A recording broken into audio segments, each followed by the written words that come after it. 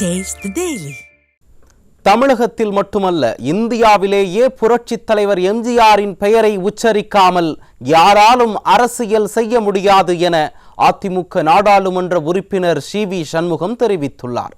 விழுப்புரத்தில் நடைபெற்ற புரட்சித் தலைவர் எம்ஜிஆரின் 108வது பிறந்தநாள் விழா பொதுக்கூட்டத்தில் அவர் இதனை தெரிவித்தார்.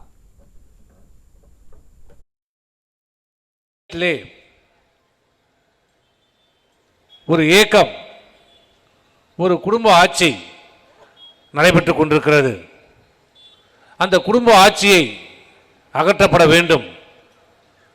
திமுக என்ற அந்த ஏக்கம், அந்த ஏக்கத்தினுடைய தலைவர் கருணாநிதி ஒரு தீய சக்தி, அழிக்கப்பட வேண்டிய ஒரு சக்தி, திமுக தமிழகத்திலிருந்து அகற்றப்பட வேண்டிய ஒரு சக்தி என்று சொல்லி கழகத்துடைய நிறுவனர் டாக்டர் புரட்சித் தலைவர் அவர்களால் தொடங்கப்பட்ட இயக்கம் அனைத்து இந்திய அண்ணா திராவிட முன்னேற்ற கழகம்.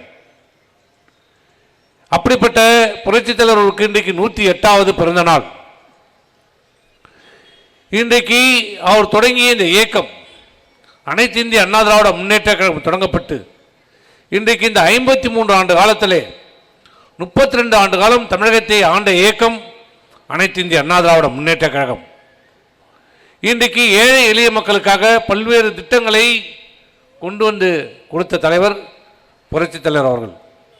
இன்றைக்கு தமிழகத்தில் மட்டுமல்ல, இன்றைக்கி இந்தியாவில் கூட பாரத பிரதமர் உட்பட யாராக இருந்தாலும் புரட்சித் தலைவர் எம்ஜிஆர் பெயரை சொல்லாமல் அரசியல் செய்ய முடியாது என்ற நிலைக்கு இன்றைக்கு தள்ளப்பட்டிருக்கிறார்கள்.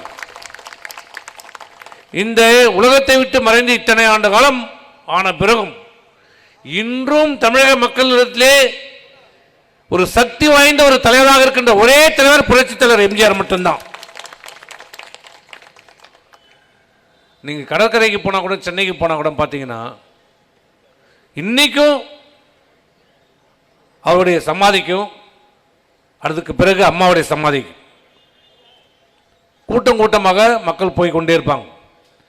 நீ காலையில் நாங்கள் 6 மணிக்கு அங்கே வாக்கிங் போனோம்னா வெளியூருக்கு சென்னையை சுற்றி பார்க்க வந்தவங்க, இல்லை கோயிலுக்கு வந்தவங்க பீச்சில் வண்டி விட்டு நேராக எங்கே போகிறாங்கன்னா தலைவர் சமாதிக்கும் அம்மா சமாதிக்கும் தான் போவாங்க. அங்கே பக்கத்துலேயே ஒன்று இருக்கும், நாய் கூட போவாதாங்க.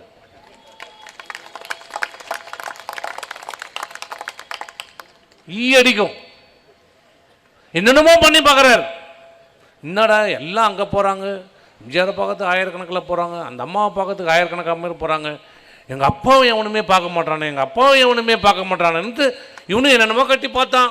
இப்படி கட்டிட்டான், அப்படி கட்டினா, சிலை வைக்கிறான்றான், பேனா வைக்கிறான்னா, நொட்டுறான்னா, எதா போனாலும் யாருக்கும்.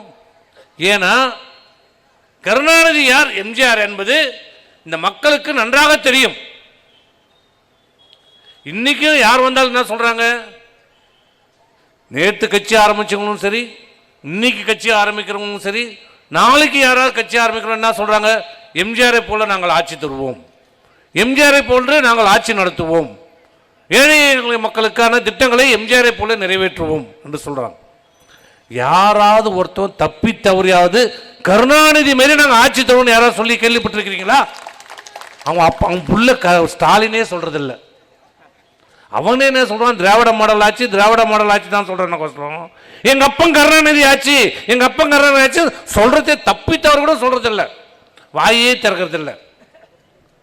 தெரியும், ஸ்டாலினுக்கே தெரியும் கருணாநிதி பேரை சொன்னா என்ன நடக்கும்னு தெரியும். அந்த அளவிற்கு இந்த நாட்டை குட்டி சேவராக்கிய இயக்கம் இந்த திராவிட முன்னேற்ற கழகம்.